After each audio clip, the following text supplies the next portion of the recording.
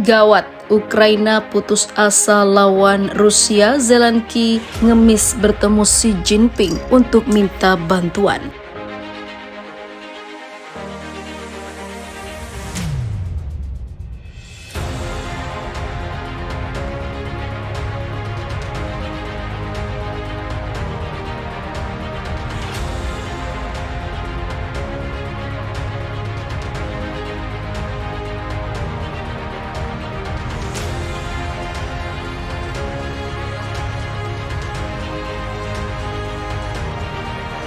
Gawat, Ukraina putus asa lawan Rusia, Zelensky ngemis bertemu Xi Jinping untuk minta bantuan.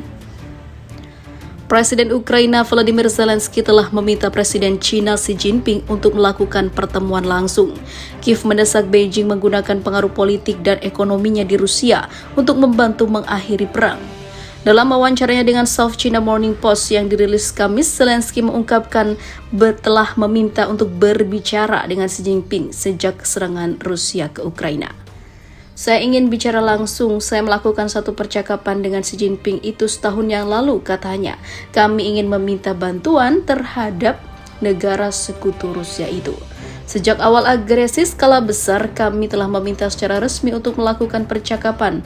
Tetapi kami belum melakukan percakapan apapun dengan China, meskipun saya yakin dia bisa membantu kami. Adapun China, sekutu paling penting Rusia, belum mengutuk tindakan Presiden Rusia Vladimir Putin yang diklaim sebagai operasi militer khusus di Ukraina, yang katanya bertujuan untuk denazifikasi dan demilitarisasi negara tersebut. Dalam perang yang telah berlangsung hampir 6 bulan tersebut, setidaknya ribuan sudah tewas dan memaksa sekitar 12 juta orang meninggalkan rumah mereka. Pertempuran juga sempat mencegah gandum dan biji-bijian meninggalkan negara itu yang dikenal sebagai keranjang roti dunia, sehingga memperburuk kekurangan pangan dan mendorong kenaikan harga di seluruh dunia.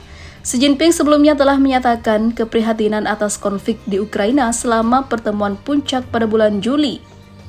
Namun sampai saat ini China belum memberikan bantuan terhadap Ukraina dan tidak melakukan atau mengutuk Rusia atas kejadian itu. Karena seperti diketahui, China adalah sekutu besar Rusia.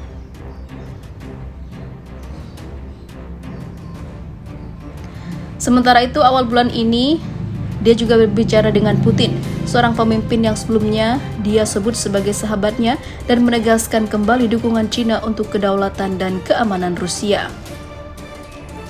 Seteru Amerika Serikat versus China soal Taiwan kian bikin deg-degan. Isu Taiwan menjadi topik perseteruan antara Amerika Serikat versus Republik Rakyat China. Dinamika politik internasional ini bikin deg-degan. Dilansir Reuters pada hari Selasa, otoritas Taiwan menegaskan bahwa Selat Taiwan merupakan jalur perairan internasional. Kapal-kapal perang Amerika Serikat boleh transit di kawasan selat itu. Sikap Taiwan sekaligus menolak klaim China bahwa selat itu adalah wilayah China. Taiwan memang berbeda dengan China daratan. Pemerintahan Taiwan berasal dari orang-orang militer di China yang kalah melawan komunis tahun 1949. China memandang Taiwan adalah provinsinya yang punya pemerintahan sendiri. Dalam beberapa tahun terakhir, kapal-kapal perang Amerika Serikat dan terkadang kapal perang dari negara sekutu seperti Inggris dan Kanada berlayar melintasi selat Taiwan yang memicu kemarahan China.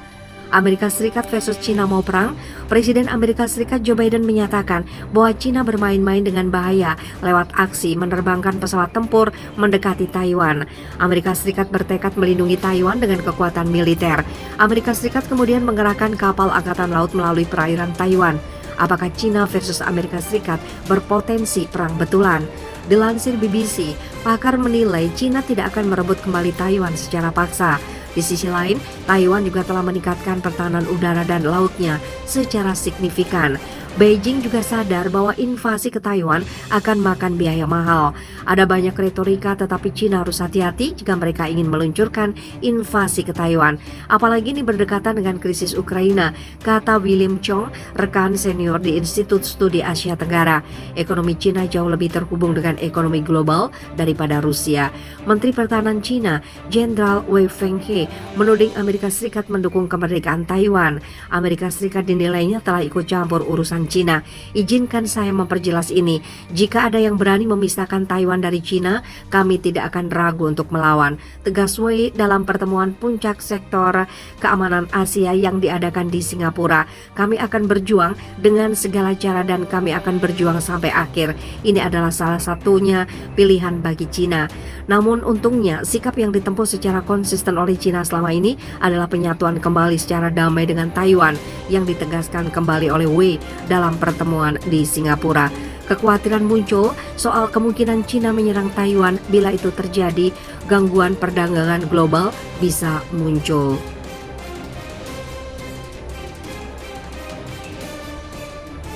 Efek bisa lebih besar ketimbang Rusia versus Ukraina.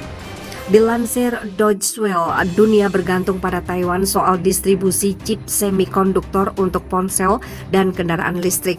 Skala gangguannya bisa lebih buruk ketimbang gangguan akibat perang Rusia versus Ukraina. Gangguan terhadap rantai pasukan internasional, gangguan pada tataran ekonomi internasional, dan kesempatan untuk tumbuh akan jauh lebih signifikan daripada yang ini perang Ukraina, kata Kepala Negosiator Perdagangan Taiwan, John Deng, kepada Reuters dalam sebuah wawancara di sela-sela pertemuan tingkat menteri Organisasi Perdagangan Dunia di Jenewa, Swiss. Akan ada kekurangan pasokan di seluruh dunia. Taiwan mendominasi pasar global untuk produksi chip paling canggih dan ekspornya bernilai 118 miliar dolar Amerika atau sekitar 1.742 triliun rupiah pada tahun 2021. Deng mengatakan dia berharap dapat mengurangi 40% bagian dari ekspornya ke China. Meski ada ketegangan, Taiwan menyatakan tidak akan menutup pintu untuk China, namun ada syaratnya.